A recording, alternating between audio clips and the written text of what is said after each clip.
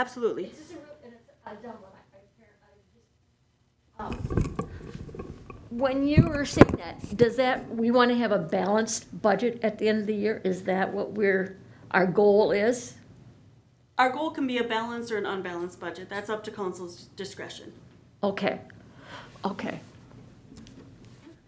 Thank you. Yep. Okay, so the estimated market value of your property on January 2nd, 2020 is what is used to calculate the amount you pay for taxes in 2021.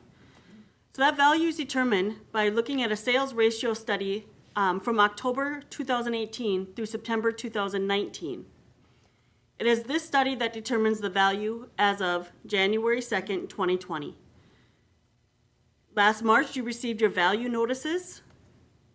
Last May was the Board of Equalization and Appeals. This is where you can contest the value that's put on your property. In November, a couple weeks ago, you received your proposed property tax statement. And per statute, cities over 500 need to hold a tax levy hearing, and that's where we are tonight. In 2021, in March, you will actually receive your tax statement, and in the first half tax is due May 15th, the second half is due October 15th. So what does the estimated market value look like for the city of Brainerd? Here's a chart comparing the values for pay year 2021 and pay year 2020. Overall, the city had an increase of 8.4%, but we continue to see the decline where the residential is increasing at a faster pace. The values are increasing at a faster pace than the commercial industrial property. The next chart is just a graph showing depicting the same information where you can see the difference spread over the last 5 years. So next, if we move on to the tax capacity. Here's a chart showing the estimated tax capacity for the city of Brainerd. So if we take the estimated market value and applying the statutory formula based on classification, this equates to a tax capacity of $8,442,702 for the city for pay year 2021. So what is the impact of the increased tax capacity? If the city's levy, aka the city's revenue, if there's no change, divided by an increase in tax capacity, means a decrease in the city's tax rate. So what is the city's levy? Well, the city of Brainerd determines its levy through the budget process. We estimate all of the expenditures, personnel costs, supplies, what we need for our debt payments and capital, and we estimate all of our non-tax revenues, such as our fines, local government aids, grants, etc. The difference between the two is the amount needed for the levy. So budgeting is basically the planning and prioritizing of goals for the coming year based on experiences in the past year or years. So the city of Brainerd's levy, if we look at our operating expenses, we have our personnel expenses. Our services is a big part of our budget. The city provides a service to the residents. For 2021, we have one less full-time equivalent than budgeted for 2020, and we have one temporary or seasonal employee that was added to the budget. For our capital, this excludes the roads project. The council has been working on being able to purchase equipment without having to bond or take out a loan. We also look at the amount that we need to pay for our debt. We do a similar budgeting process. We look at the amount that needs to be paid in principal and interest, and then subtract any amount of special assessments that we believe to come in. And the difference between the two is the amount that we need to levy for our debt. Then we have our other levies. These are either set in charter or by agreements. And so in total, our budgeted expenses for 2021 are $14,625,226. It's an estimated increase of $493,000 over the 2020 budget. Granted, there was a little switch around there with the hydrant levy, so it's a little bit skewed, but in general, the revenue will come aside, or will be part of that as well. So once we have our expenses, then we looked at our total revenues. Our revenues for 2021 are estimated at $8,564,189. This is an increase of $417,000. There's other things that we can look at. So Jan, when you're asking a question if we need a balanced budget or not, so the city council is actually, because we budget for the election in odd number of years, 2021 is not an election, but in order to avoid the peaks and valleys of our budget, we budget $15,000 or half of the cost to run the election. So for 2021, we would expect our revenues to exceed our expenditures by at least $15,000. Okay? We also, in 2021, the council levied $102,000 more than what it needed to. So our budget for 2020 had revenues exceeding expenditures by $87,000, because it was the 15 and the 102. So now if we reverse that, we're going to actually show a deficit of $87,000 if the budget would be adopted as it is today. Okay? So we have the levy stabilizer, and we'll discuss that more later on. But like I said, the council set the levy at $102,000 more to offset pending increases in expenses for 2021. So we can use those funds to lessen the overall levy need. So overall, our levy could be set at $5,974,037. So the council, in essence, could decrease the levy by $98,000. However, if we didn't have that levy stabilizer from 2020, we'd be looking at, to balance our budget, we would need $3,598 to balance our levy.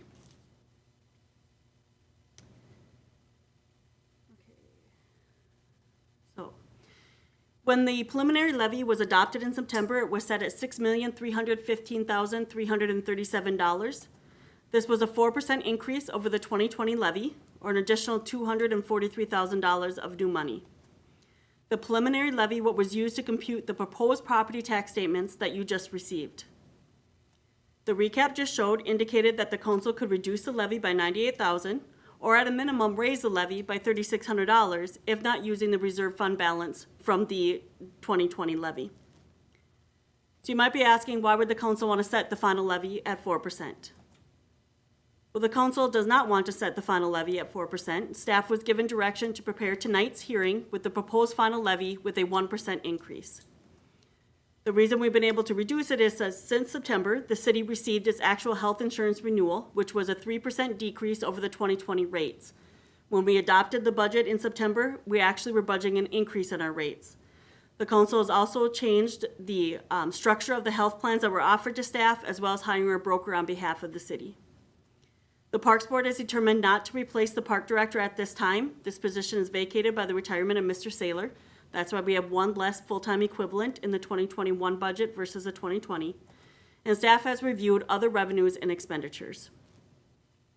Now, you still might be asking, why would the council want to set the final levy at a 1% increase? Well, here is a history of the city's levy over the last 11 years. It's basically been an increase of about 4.2% per year over the last 10 years. One of the reasons why the council might consider continuing the levy stabilizer is to help avoid these deep peaks and valleys that we had in the levy at the beginning of the decade. Also, we do not know the impact for local government aid, LGA, for 2021 and beyond. Rumors are that everything is on the table to balance the state biennium budget. And for 2021, the city budgeted a certified amount of $4,555,146, which was $112,375 more than what was certified in 2020. So there was our budget stabilizer. If we wouldn't have been able to receive that, we would have needed something in reserves, or we would have had a bigger increase. 3 out of our 6 city unions are not settled for 2021. It is expected that building permit revenue will likely decrease again in 2022.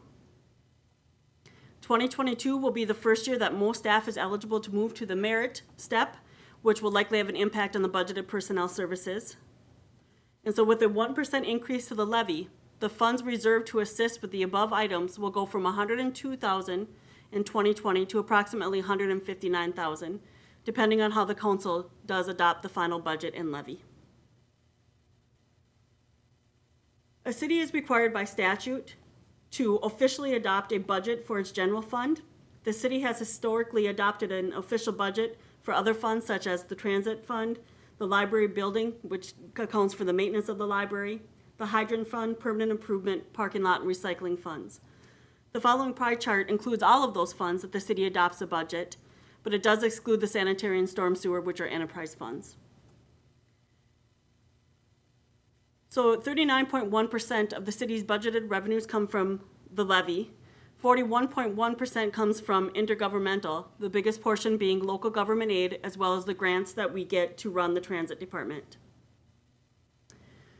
We get 8.6% for fines, services and fines, BPU, other taxes, license and permits, and miscellaneous, which is interest and donations. So about 61% of the budgeted revenues come from sources other than property taxes. If we look at our budgeted expenses, about 64.5% comes is from the operations of the city or its general fund. We have 9% budgeted for transit or dial ride services, 12.3% for capital, which does not include roads. We have our debt service, road maintenance, which is our permanent improvement levy, and then other items, which is the library, the payments to the ARB, the senior center, those that are required by our, in our charter. So that's the city's levy. Now we look at the tax rate. With an updated levy of 1%, it is $6,133,163. The proposed city's tax rate is 73.212%. The tax rate is an estimated decrease of 6.12% from the 2020 tax rate, which was 79.332%. For every $10,000 the levy is reduced, the estimated reduction to the tax rate is 0.119%. So now if we look and apply that tax rate to the tax capacity of an individual parcel and look at the impact on the property owner's tax bill. There was no change in the estimated market value. In 2020, someone with a house with an estimated market value of $120,000 would pay $743 in city taxes. If we look at no change in estimated market value and an increase of 1% in levy, they would look at a reduced city tax liability of about $58. However, we know that this is not true, that the market value always changes. So if we look at this with a 1% increase in the levy, and we have an estimated market value, it does impact the amount that tax is paid. So on average, the residential homestead increased about 9.1%. So they would expect about a $29 increase in their city tax liability. So for every dollar that a residential homeowner pays in taxes, about 21 cents goes to Crow Wing County, 1 cent goes to the other levies, which are the HRA and Region 5, 29 cents goes to the school district, and 49 cents comes to the city. If we look at a commercial property that had a value of $363,500, they paid about $5,172 in an annual city tax. If we look at the 1% increase in the levy, look at a reduction of about $399 in their city tax liability. However, again, we know that their market values are going to change. And so we look at that scenario. Now, the estimated market value showed about a 1.7% increase for commercial properties, so they would be looking at about a decrease of $309 in their city tax liability. If we look again at the dividing up the dollar for the commercial property, 18 cents goes to the state general fund. The commercial and industrial property have an additional tax that they pay. 18 cents go to Crow Wing County, a cent goes to Region 5 and HRA, 20 cents to the school district, and 43 cents to the city. The final budget and levy will be adopted at the December 21st, 2020 council meeting, unless the council chooses to do it tonight after the public hearing. The levy must be certified to the county auditor by December 30th. Before we open it up to the public hearing, there's just two other things. There's two reasons for a change in your tax liability. One is the change in the dollar amount, the levy set by the jurisdiction. The other is an estimated market value change in your property.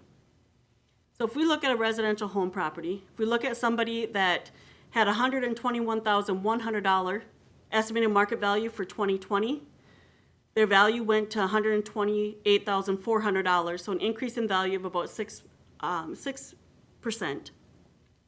This is what their tax statement that they received in November showed, that their total overall tax liability increased $65 or 4.3%. So part of it is, there's a tax liability. So part of it is because the tax rates change, and this is the overall tax liability. This includes everybody. You can see that their tax liability actually decreased because of the tax rates, but it increased because of the value.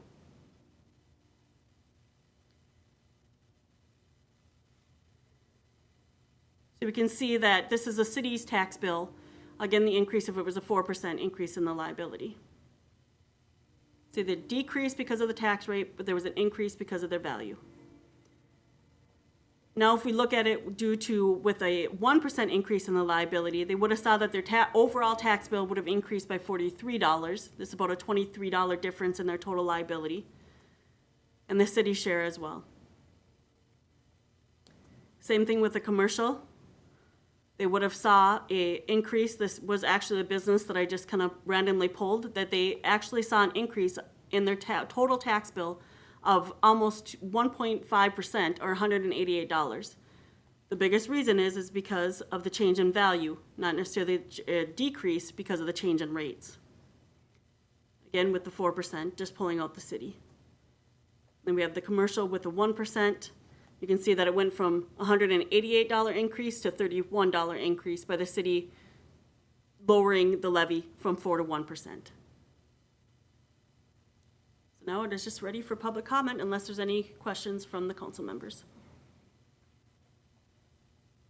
Any, excuse me, any council questions before we open up for public comment? Stunek. I don't really have any questions. I just think Connie did an excellent job explaining the goods and bads and pros and cons of where we're at. Thank you, Kevin. Thank you, Kevin. With that, we'll open it up for public comment. This just up on the screen was just another, kind of the reason for the change, but looking at a residential property that has a larger estimated market value and the change. This resident actually saw like a 10% increase in their liability. And the reason, again, though, is because of the change in values more so than the change in the tax rate. But just another example to give you another idea of what the residents were hearing. You have 37 reminders? Yeah, I do. Yeah, busy people at City Hall. Sean, will you unmute, go back to the WebEx screen and then unmute the one call-in user? Okay, call-in user with the 952 number, we sent you a request to unmute. If you have something to say at tonight's meeting, please unmute.